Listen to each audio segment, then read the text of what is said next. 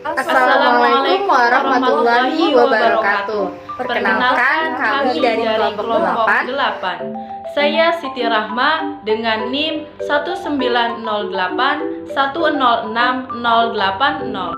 Nama saya Mela Sabrina, NIM 19081066087. Saya Elma Hisa dengan NIM 1908106089. Aplikasi Quizzes. Nah, yang pertama yaitu mengenai deskripsi dari aplikasi Quizzes, di mana aplikasi Quizzes ini merupakan sebuah aplikasi kuis interaktif yang berasal dari Santa Monica, California, Amerika Serikat. Quizzes ini merupakan sebuah aplikasi pendidikan berbasis game yang membawa aktivitas multi pemain ke ruang kelas dan menjadikan pembelajaran dalam kelas lebih menyenangkan dan lebih interaktif. Nah, Quizzes ini juga merupakan sebuah aplikasi yang menyediakan bentuk soal formatif dengan berbagai macam pilihan yang disajikan dengan menyenangkan, juga menarik bagi semua peserta didik.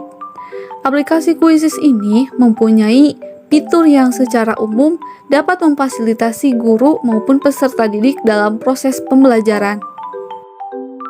Fitur yang bisa digunakan dalam aplikasi Quizzes ini seperti soal pilihan ganda, soal isian, maupun soal uraian. Fitur dari aplikasi Quizzes ini juga sangat bervariasi, sehingga membuat peserta didik merasa senang dan nyaman ketika mengerjakan penilaian.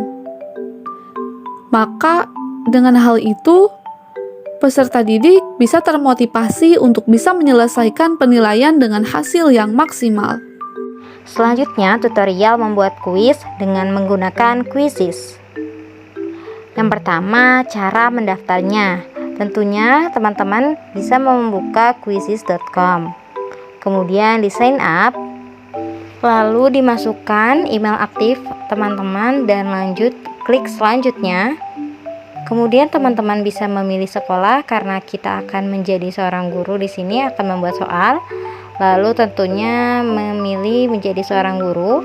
Kemudian teman-teman mengisi detail akun, judulnya, nama depan, nama belakang, dan kata sandi yang terdiri dari angka, nomor, dan juga simbol. Lalu klik lanjutkan. Kemudian muncul halaman depan akun. Itu terdiri dari cari, kuisku, hasil, kelas, dan pengaturan. Kemudian karena kita akan mencoba membuat kuis atau soal, kita pilih kuisku.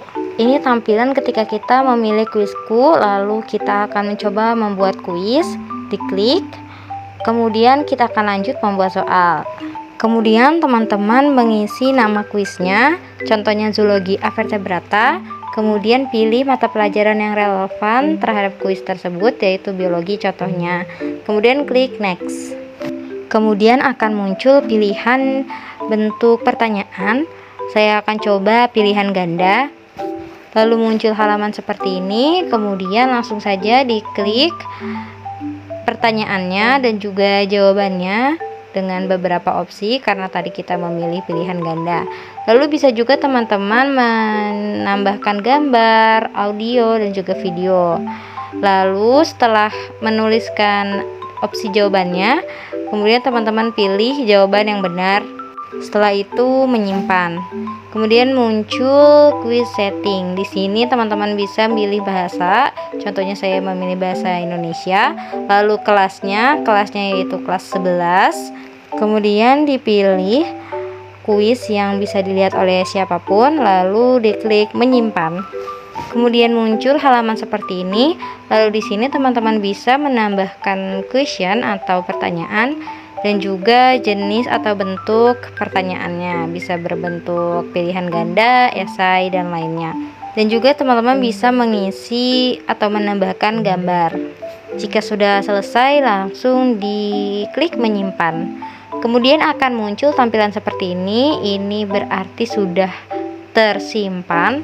Kemudian teman-teman juga bisa menambahkan editor atau guru dengan cara mengklik bagikan. Lalu muncul seperti ini, kemudian disaring link dan di-share. Kemudian kuis ini juga bisa dijadikan sebagai PR atau pekerjaan rumah dengan ditentukan juga batas pengumpulannya. Selanjutnya yaitu bagaimana caranya untuk share link ke siswa dengan cara klik mulai kuis langsung. Misalnya kita akan memilih yang klasik, lalu kemudian akan muncul seperti ini. Kemudian kita scroll dulu ke bawah. Lalu di sini juga kita dapat menghubungkan langsung ke Google Classroom. Nah, di bawahnya juga terdapat pengaturan umum. Kita lihat dulu. Di sini ada upaya peserta. Beberapa kali peserta akan bisa mengikuti kuis.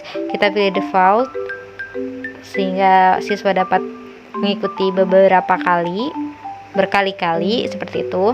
Lalu kita lihat juga di sini ada tunjukkan jawaban selama aktivitas. Ini akan muncul setiap ada jawaban, ada halaman guru. Lalu juga ada tampilan kunci jawaban setelah selesainya siswa mengerjakan kuis. Lalu kemudian di scroll lagi ke bawah. Di sini ada pengaturan aktivitas ketika siswa melaksanakan kuis. Ada waktunya, lalu ada pertanyaan yang bisa diacak, pilihan jawabannya yang bisa diacak. Lalu jika selesai, langsung klik lanjutkan. Kemudian akan muncul halaman seperti ini. Nah, di sini kita akan share link dengan klik share link ini. Kemudian ini otomatis disalin, langsung di-share ke siswa yang akan mengerjakan kuis. Nah, selanjutnya contoh media yang dihasilkan dari aplikasi Quizzes, di mana aplikasi Quizzes ini ada beberapa media atau fitur yang dihasilkan, seperti ada fitur untuk kuis dengan ciri khasnya yaitu ada sebuah gambar di mana peserta didik harus bisa menebak gambar tersebut. Kemudian ada kuis interaktif dengan contoh pertanyaannya seperti siapakah presiden pertama Republik Indonesia. Nah, kita bisa menjawab, peserta didik bisa menjawabnya. Kemudian ada juga merekap nilai, di mana merekap nilai ini bisa sangat membantu untuk gurunya. Contoh media selanjutnya itu ada soal pilihan ganda atau fitur untuk soal pilihan ganda. Maka ketika ada soal berarti ada fitur untuk membuat soalnya. Juga ada fitur untuk presentasi interaktif secara online. Jadi aplikasi Quizzes ini sangat membantu untuk peserta didik dan juga gurunya dalam proses pembelajaran. Selanjutnya yaitu kelebihan dan kekurangan Quizzes. Nah, yang pertama kelebihan. Kelebihan Quizzes bagi guru diantaranya yaitu memudahkan guru atau pendidik dalam membuat soal. Artinya, soal yang telah dibuat oleh guru dalam bentuk arsip soal tinggal dipindahkan saja atau di copy paste.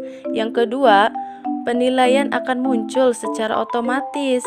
Yang ketiga, Quizzes dapat membuat analisis butir soal yang semuanya dapat diunduh berupa file Excel.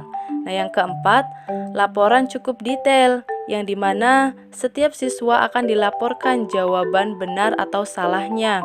Nah, yang kelima, hasil kuis setiap siswa dapat dikirim melalui email ke orang tua siswa. Nah, selanjutnya adalah kelebihan Quizzes bagi siswa. Yang pertama, siswa tidak dapat mencontek sesama temannya karena soal yang diberikan kepada siswa satu dengan yang lainnya telah diacak. Nah, soal bisa dibuat dengan ketentuan waktu tertentu yang membuat siswa tidak memiliki kesempatan untuk bertanya dengan orang sekitar atau melihat buku catatan miliknya. Yang kedua, setiap siswa menjawab pertanyaan dengan benar, maka akan muncul berapa poin yang didapatkan dalam satu soal.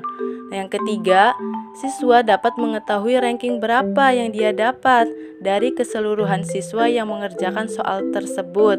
Nah, jika siswa menjawab salah pertanyaan tersebut, maka akan muncul jawaban yang benar.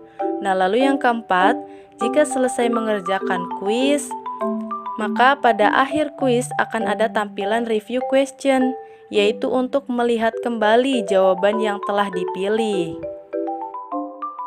Selanjutnya adalah kekurangan kuisis bagi siswa maupun bagi guru. Di antaranya yaitu yang pertama, siswa dapat membuka tab baru. Nah, artinya siswa bisa saja masuk dengan akun email lain jika siswa memiliki 2 akun email. Yang kedua, guru sulit dalam mengontrol siswa ketika siswa membuka tab baru. Nah, yang ketiga, siswa bisa jadi akan turun peringkat walaupun dia sudah mengerjakan atau menjawab semua soal yang ditanyakan. Nah, hal ini dikarenakan masalah waktu. Artinya, kecepatan siswa mengerjakan soal akan mempengaruhi nilai dan juga peringkatnya. Jika bisa mengerjakan dengan cepat, maka hasil yang diperoleh juga akan besar. Nah, yang keempat, akan menjadi kendala jika ada beberapa siswa yang terlambat bergabung. Nah, yang kelima, kuisis sangat dipengaruhi oleh internet yang kuat, sehingga jika terjadi gangguan internet, maka dapat menghambat pekerjaan siswa dalam mengisi soal kuis tersebut.